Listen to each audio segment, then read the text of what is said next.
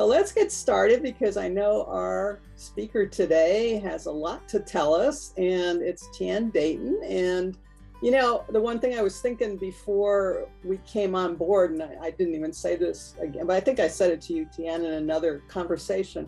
The last time I saw you, you didn't know I was in the audience, was in Scottsdale, Arizona, and you were doing a live demonstration, psychodrama, with two volunteers, two men. I remember all this. They came out of the audience and you stood there with them, and we were all in chairs in a circle. I'm telling this so you all can imagine this, because we have a whole different format here today. It was a remarkable session, you know, to watch the volunteers under your guidance go through the process right in front of us. And it moved so quickly. Sometimes I was trying to kind of catch up with it and think like, wow, what just happened there? What was going on? That's the thing I hope that in a way you can kind of imagine today with the material that's going to be presented. And I hope that someday soon we can be in the same room to see things like that again, because what you demonstrated that day, it was the end of a trauma and addictions conference that I was speaking at. And I'm sure glad I stayed for that last part. I think that was maybe the last session of that day. So anyway, I'm going to turn it over to Tian. She's a remarkable individual with a list a mile long on her CV.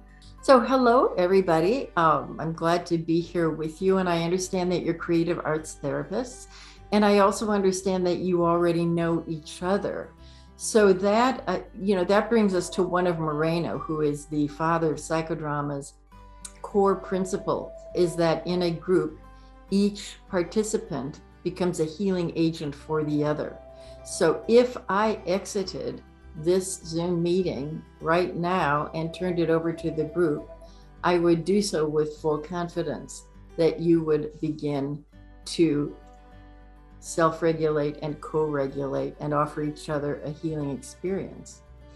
But I am here, and what I've lined out for us is that I'll go through a few film clips and sort of show you what I'm calling sociometrics, and then we'll do something called the trauma timeline. I thought we could do that together, and we can share it, and then if you'd like to, we can do some role plays, and that should take us easily to an hour and a half.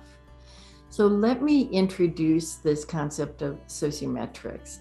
I am a psychodramatist and a clinical psychologist, and psychodrama is my first love. I love the experience. I fell in love with it before I'd ever heard of the word trauma or neuropsychology. I fell in love with it because it was so creative and intense, and because I went to a treatment week for my own adult child of alcoholic issues, and I hadn't felt that relieved and good ever after doing a week of psychodrama.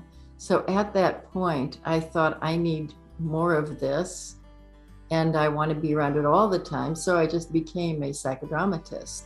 The double, we stand behind, many of you may be familiar with this. The doubles can stand behind the protagonist in their own role or in role reversal and speak the inner life, speak that which is not being spoken by the protagonist. Now, if that sounds risky, don't worry, because the way I double is to constantly say, does that feel right? If it doesn't, don't wear it. If it doesn't, correct it. If it doesn't make it, if it feels right, make it your own.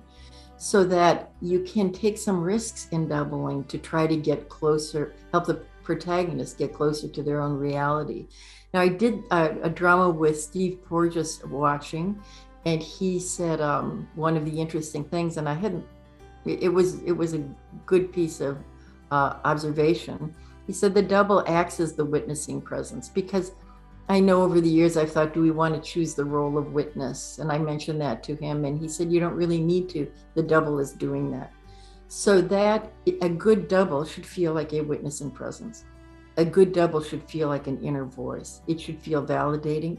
It should help the protagonist feel seen. And then you add co-regulation. You add role reversal. So this simple pattern of getting in touch with the self and then standing in the shoes of the other and moving back and forth and seeing from both points of view is phenomenally efficiently healing. That's psychodrama.